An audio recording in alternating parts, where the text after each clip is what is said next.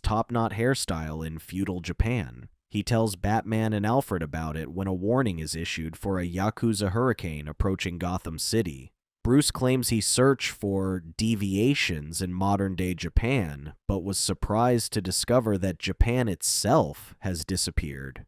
He asks Alfred if he has already contacted the Watchtower, to which he responds that it doesn't exist, and that Superman, Wonder Woman, Flash, Green Lantern, and Aquaman have also disappeared. Damian wonders if they ended up on a different Earth, but Bruce claims he already verified the multiverse frequency and that they are definitely in the right universe. Batman and Robin quickly fly to where the hurricane is forecasted to hit, and they find armed Yakuza falling from the sky, to which Nightwing and Red Robin join them. Wondering how Yakuza could fall from the sky, they suddenly see Japan floating directly over the city. Batman decides to investigate, leaving the others to deal with the Yakuza. Alfred reports that a strange energy signature is coming from the anomaly in the sky, which Batman suspects must be a fallout from the Quake engine that initially sent them to feudal Japan. He explains that Japan has been removed from the space-time continuum and is drifting through a fissure in space-time.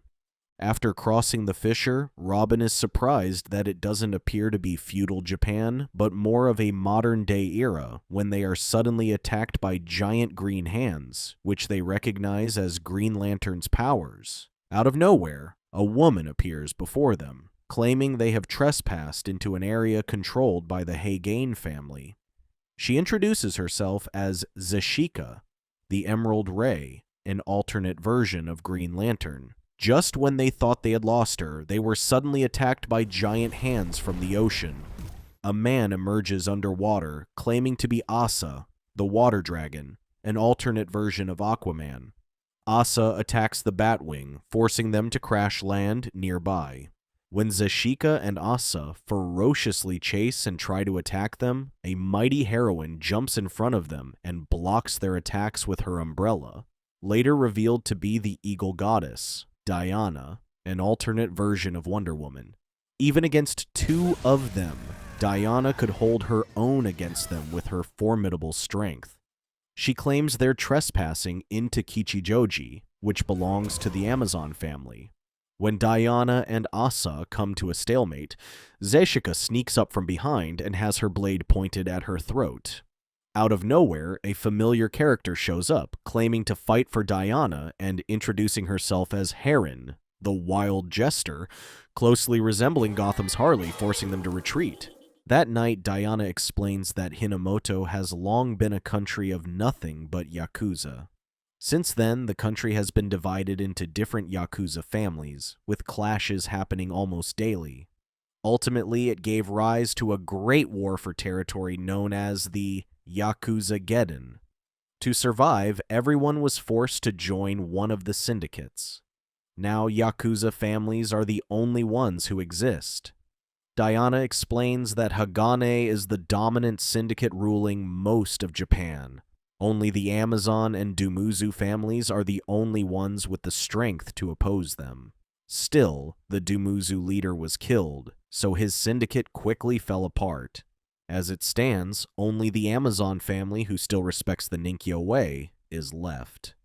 Diana explains that aside from Zashika and Aksa, the Hagane family also has Bari, the fleet foot, who can outrun even the speed of sound, an alternate version of the Flash. Their leader is Kuraku, the Man of Steel, who has powers beyond imagination, an alternate version of Superman.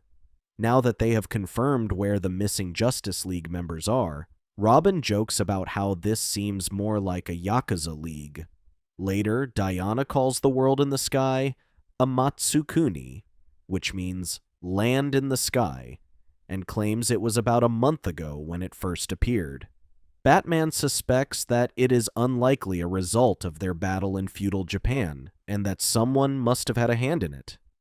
Batman states they need to return to Gotham, claiming he had plans to defeat the Justice League. When morning comes, Batman and Robin try to return to Gotham when they are suddenly attacked by the big man himself, Kuraku, Kuraku insisted that Robin go with him, but they were surprised that he wasn't the big boss of the Hagane family. When Batman asked how his boss referred to him, he quickly realized that the one pulling the strings was none other than Ra's al Ghul. As Kuraku tries to get his hands on Robin, Joker and Harley arrive to help them. Despite Joker's interference, Kuraku still manages to grab Robin and tosses him into the distance, where Zashika catches him. Kuraku tries to attack the Batwing, but before he can finish him off, Joker escapes with Batman back to Gotham, leaving Harley behind to keep him busy. In a fit of rage, Kuraku tries to kill Harley, but Diana arrives just in time to save her. Later, Robin meets with his grandfather, who is revealed to be the mastermind behind everything. Ra's claims that when they were sent to feudal Japan, he already received word of Gorilla Grodd's plans to develop the Quake engine and use it to warp space-time. He states that he improved on the Quake engine and used it to shift space-time, stacking multiple worlds over each other and changing their shape. With it, he created an entirely new world by overlaying different scenarios, ensuring each hero in the Justice League ends up in the family. Now, Japan is nothing but a country ruled entirely by violent gangsters, which he calls his very own assassins. Ra's offers Robin a chance to join them, but when he refuses, he traps him inside a claw machine. While Kuraku leads the charge on the attack on Amatsukuni, Asa challenges Diana to a duel, one she cannot refuse. Thus begins the deadly battle between a goddess and the Ocean King. Just when she charges at him with all her strength, Zashika interrupts their fight and reveals how she has Diana's wards hostage, which Harley jumps at her for fighting dirty. When Zashika is about to use her power on Harley, she gets pulled away from the fight, to which Batman asks Nightwing to deal with her. Batman then orders Red Hood and Red Robin to head to the Yakuza Tower to find and stop the Quake engine while he returns and confronts Asa. Zashika attacks Nightwing, but he skillfully dodges them and transforms with the armored suit he brought. She was surprised that Nightwing could fly and keep up with her. When Nightwing goes to finish her, Zashika unleashes all she has to stop him and overwhelms him with her power. Just when she thought she had won, she gets shot in the neck with a dart, revealing Nightwing was never inside the suit. Meanwhile, Batman drops on top of Asa when he is about to finish off Diana. Still, when he throws the tank into the ocean, Asa gets pulled underwater by the rope tied to his arm. Asa claims that no one can beat him underwater, arguing that it is always on his side. When Asa leaves his guard open, Batman activates the ultrasonic shield that restrains him with powerful vibrations. Asa withstands the Batman's trap with her lasso as he tries to swim to the surface. Batman explains that running an electric current through water splits it into hydrogen and oxygen, which, when he recombines them, results in a powerful explosion that knocks him out. At Yakuza Tower, Bari runs in circles to create a tornado that will push their men to cross over to Gotham. Red Hood and Red Robin intercept it, amplifying the space-time pulse within them to block the speed force that allows the enemy to cross dimensions. Once the tornado has been cancelled, they shoot their weapon to stop them from firing it again. Kuraku is furious at their interference and orders Bari to beat them up. Bari furiously chases them over the city, but they can't outrun him. They lure him into a building, but when he thinks he has finally caught up to them, they leave him in the dust. Bari couldn't believe they outrun him when he discovered it was just a simulation. After making him run all over the city, Red Hood was confident that Bari would get refreshments and disguised himself as a vending machine. When Bari is about to get a drink, Red Hood emerges and shoots him with a dart that knocks him out. When they thought they were done, Kuraku's heat vision sliced the building in half. Red Robin and Red Hood try to escape, but Kuraku shatters the ground, causing the underground to collapse. As they barely hang onto a steel rebar, Kuraku stomps the ground to make them fall. but Diana arrives and catches them while Batman drives straight into him. Batman orders the others to secure the Quake engine and find Robin while he keeps Karaku busy. When Karaku attacks them with his heat vision, Diana deflects them, and Batman fires missiles at him. Diana wonders why he doesn't use his strength to help others. Still, Karaku argues that he is helping them, claiming that the only way to govern this world is to help people suppress their evil tendencies with greater evil. Karaku continues his attack on Batman, but transforms his vehicle into a mechanized suit. Batman also asks Diana to head for the tower, claiming he can handle Karaku himself. Their fighting causes more destruction to the landscape, and Karaku rips Batman's suit apart, tearing it piece by piece. When he thinks he has won, Batman reveals that he has skillfully placed devices around the crevice where they fell, which bounce off light, creating a prism on them. Karaku tries to fire his heat vision, but he is surprised that neither of his powers works. Batman explains that his powers come from being exposed to the sun's rays here on Earth, but when exposed to the red sun, he becomes like any other human being. He explains that when he thought he was tearing his machine apart, Batman was actually positioning his devices so that the crystals turn the Earth's yellow sunlight to the exact same type of light found on his birth planet.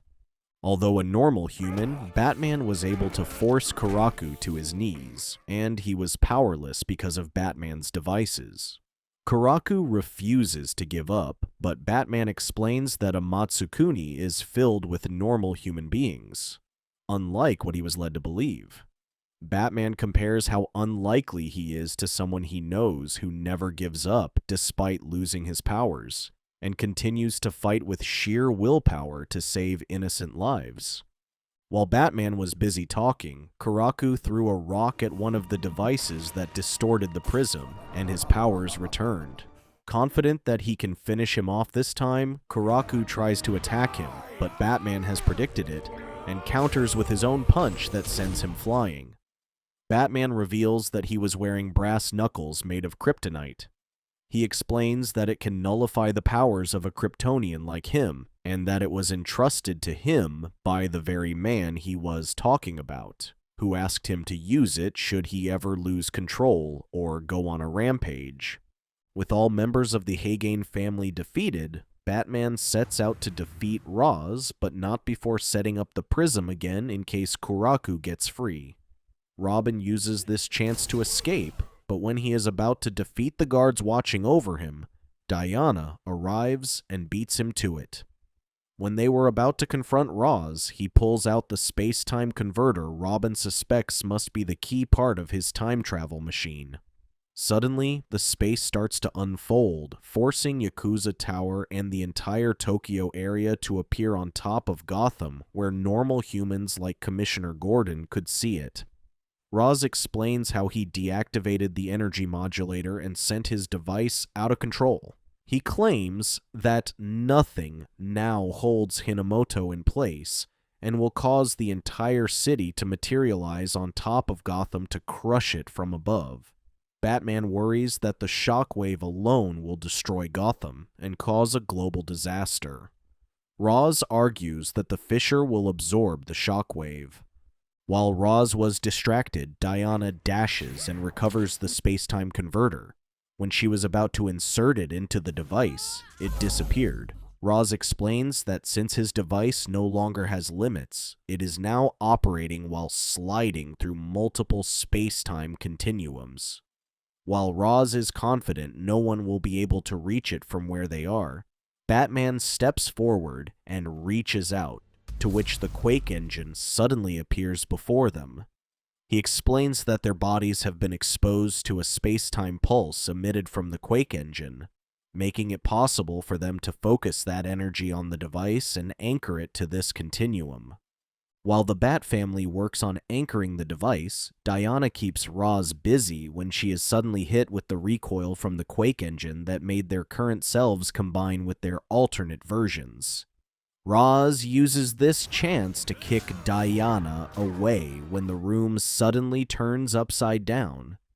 Batman chases after Roz, who explains that Tokyo has physically manifested in their world. It is affected by the world's gravity. Batman claims he can still make it right to which Batman discovers that Kuraku is giving it everything he has to keep it in the air. The other League members recover their other selves and try to help save everyone. When Kuraku struggles to keep it afloat, Diana appears out of nowhere and helps him. Kuraku explains how he saw the other version of himself and realized that they are the same person who shares a passion for helping people. Diana claims that it must be the Ninkyo spirit. Batman catches up to Roz and wrestles the converter from him. He quickly returns to the tower, but when they think they have enough, it doesn't work. Suddenly, Harley shows up to help and successfully inserts it into the device. Once done, the tower stops falling, and Batman orders the Yakuza League to destroy the device once they return to Hinomoto. When Batman suggests helping them, Kuraku explains that this is their mess to clean up. He calls out to others, and they combine their power to create the Hagon technique, the rising valor of Dragon. Batman explains that once they return and the device is destroyed, their world will no longer be filled with Yakuza, which Kuraku was pleased to hear. Once the tower disappears, the sky becomes clear, and a bright light covers the area. Batman claims it was a space-time pulse wave, fixing everything as it should be, as evidenced by Robin's top-knot hairstyle. Batman suddenly receives a call from the Justice League, waiting on him for their weekly review. Thank you for watching. Check out these other videos, and subscribe and tap the bell to be notified about our latest videos. See you next time.